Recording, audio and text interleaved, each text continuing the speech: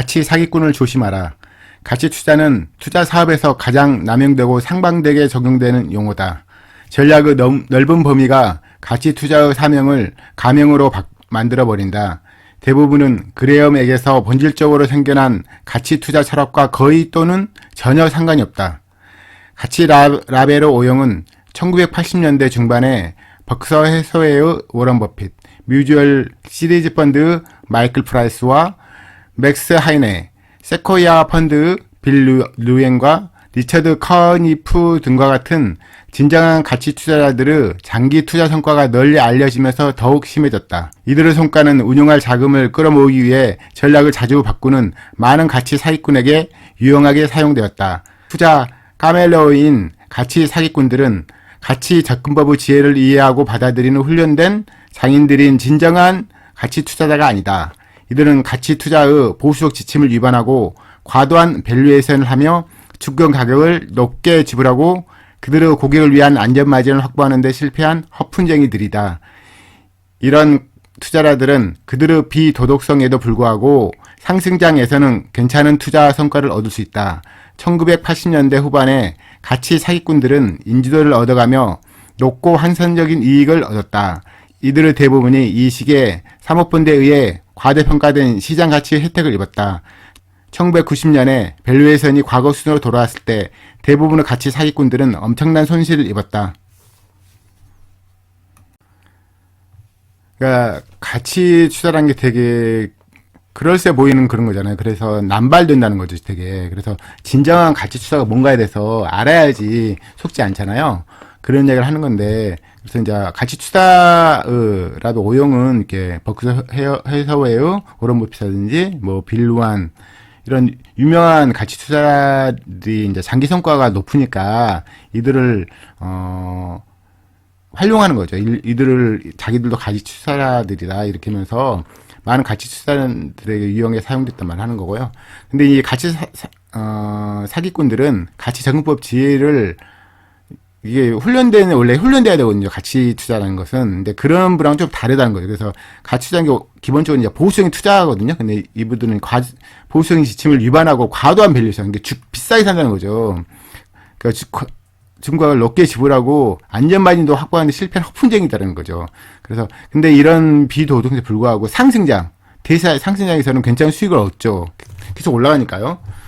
그래서 이제 뭐 1980년대 후반에 이제 인지를 얻으면 높고 환상 이익을 얻었죠.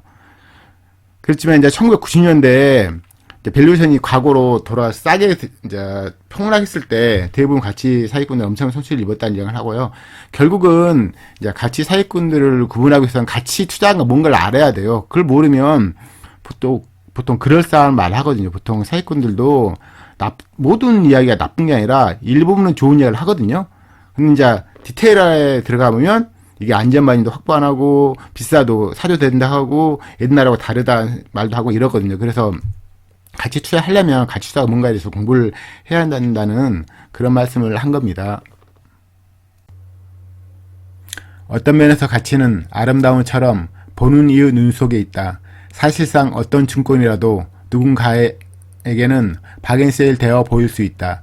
주식의 고평가가 장기간 지속되고 가치가 정확하게 측정되지 않을 때 단기적으로 너무 낙관적인 투자가 틀렸다고 증명하는 것은 어려운 일이다.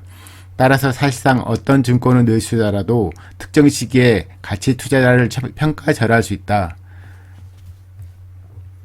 어떤 증권이라든지 그쵸. 누군가는 비싸다 하지만 어떤 사람이 싸 보일 수 있다는 거죠. 그래서 이게 적정 평가라는 게 되게 쉬운 개념은 아니거든요. 그래서 이 고평가된 종목이 더 올라가는 게 추세 추종 자료 보통 그러잖아요. 올라간 게 더 올라간다고. 그래서 고평가가 이게 몇 년간 장기간 지속돼서 가치가 정확하게 측정하지 않은 경우가 많아요.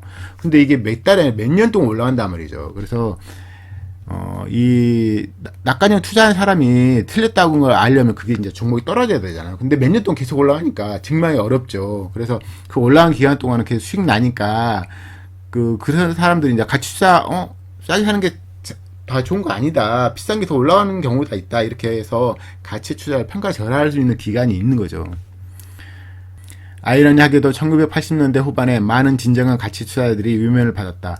가치가 완전히 반영되었거나 고평가된 증권시장에 참여하기를 거절함으로써 일시적으로 대부분의 가치 사기꾼들이 얻은 성과보다 낮은 성과를 보였다. 대부분의 보수적인 투자자들이 1990년에 조명된 과도한 조심성과 도덕성에 대해 비판을 받았다. 심지어 오늘날에도 많은 가치 사기꾼들이 그들의 망토를 벗어놓지 않고 있다. 재무 관련 잡지의 많은 글에서 1990년에 가치 투자라고 불리던 이들의 저조한 실적에 대한 이야기를 찾아볼 수 있다. 말할 것도 없이 제일 낮은 성과를 거둔 이들의 목록에는 가치 사기꾼들이 수위를 차지하고 있다. 야, 이게 장이 막 계속 오르는 장이면 이게 쉽게 못 들어가잖아요. 그래서 이제 가치 투자들이 위면을 받았고, 그러니까 그분들은 참여 안 한 이유가 너무 이제 가치가 완전히 반영돼서 너무 비싼 거죠. 그리고 너무 비싸니까 참여하기 거절함으로써 일시적으로 대부분 가치 사기꾼이 얻은 성과보다 낮은 성과를 보였죠. 그래서 이제 보수적인 투자자들, 가치 투자자들이 1990년대에 비판을 받은 거죠. 과도하게 조심하고 그러기 때문에. 그래서 오늘날에도 이제 가치 사기꾼하고 가치 투자라고 하는 분들이 있거든요. 실질적으로 이제 안전만 확보 안 하고 비싸게 사는 사람들이 있거든요. 이게 항상 있는 거예요. 이게 뭐 없어지진 않거든요. 그래서 이제 이분들이 80년대에는 이제 성과가 좋았지만 1990년대에는 이제 가치 사기꾼 그분들이 이제 저조한 성과를 보일 수 있는 거죠. 왜냐면 이제 하락장에서 드러나니까요. 상승장에는 좀 비싸게 사도 올라가는데 이제 하락장이 되면 비싸게 샀던 사람들이 다 물리잖아요. 그런 얘기를 한 거예요. 그리고 이제 결론. 가치 투자는 이해하기 쉽지만 적용하기는 어렵다.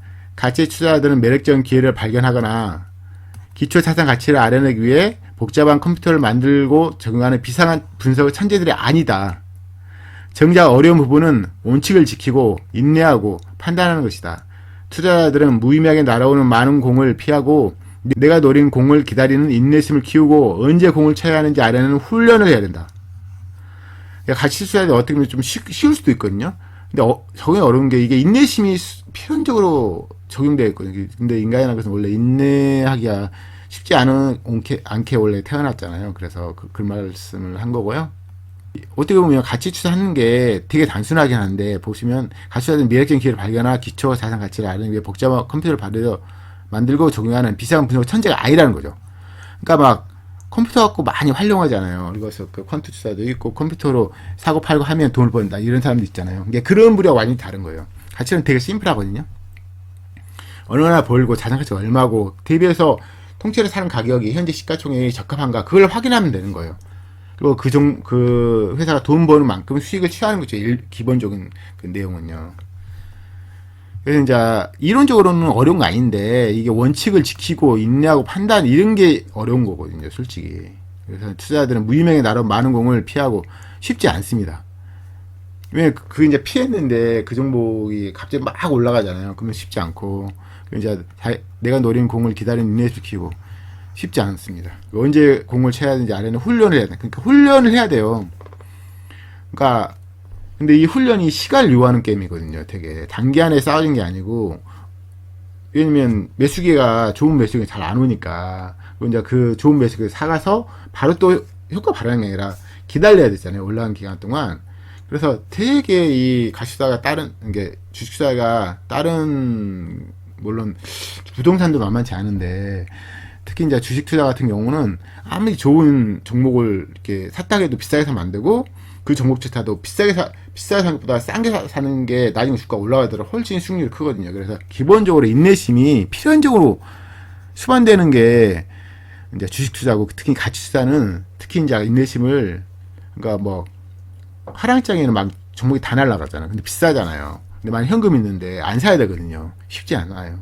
그래서 이제 이 책을 통해서 계속 가치 투자 이야기를 하는데요. 그래서 가치 투자는 게 뭔가를 정확히 아시고 내가 지금 가치 투자 하고 있는 건지 도와오고 있는 것이 알고 가치 투자자로서 지켜야 할 동목이 있잖아요. 비싸게 사지 않고 싸게만 사야 되고 그리고 될 수 있으면 잘 버는 기업을 사야 되겠죠. 당연히. 그런데 실적이 물론 현실 실전에서는 시장이 너무 떨어진 종목 있잖아요. 그러면 회사가 매도 사유를 알아야 되거든요.